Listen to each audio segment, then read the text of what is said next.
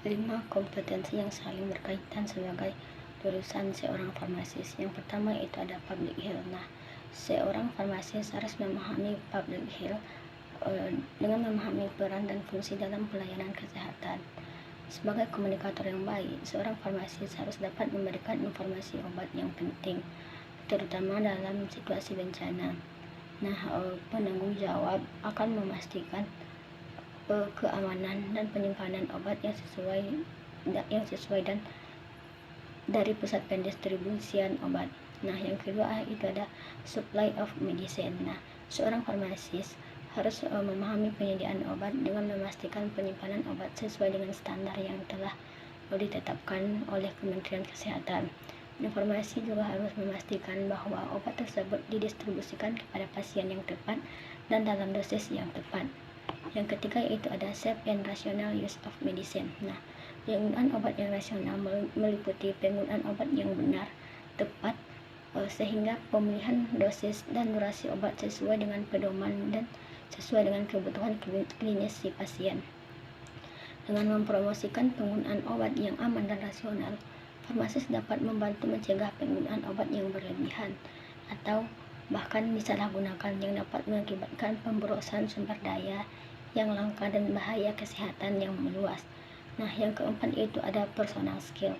Sebagai seorang farmasis, pemahaman keterampilan pribadi penting untuk memberikan pelayanan berkualitas kepada pasien.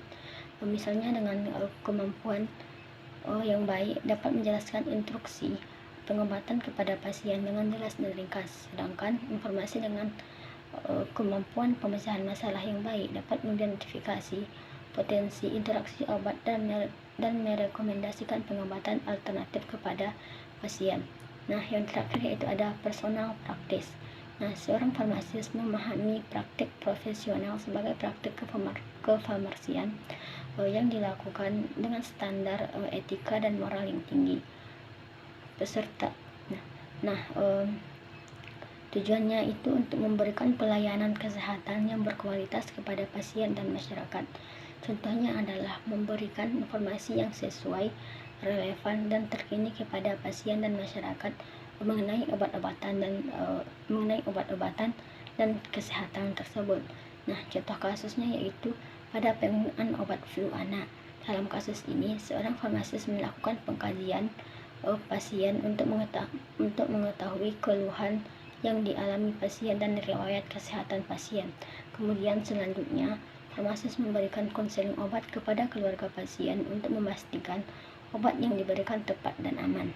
Selain itu, farmasis juga memantau interaksi obat yang mungkin terjadi ketika obat flu itu diberikan bersamaan dengan obat lain yang dikonsumsi oleh si pasien. Nah, dalam kasus ini, farmasis harus memiliki komunikasi yang baik untuk dapat berinteraksi dengan keluarga pasien secara efektif.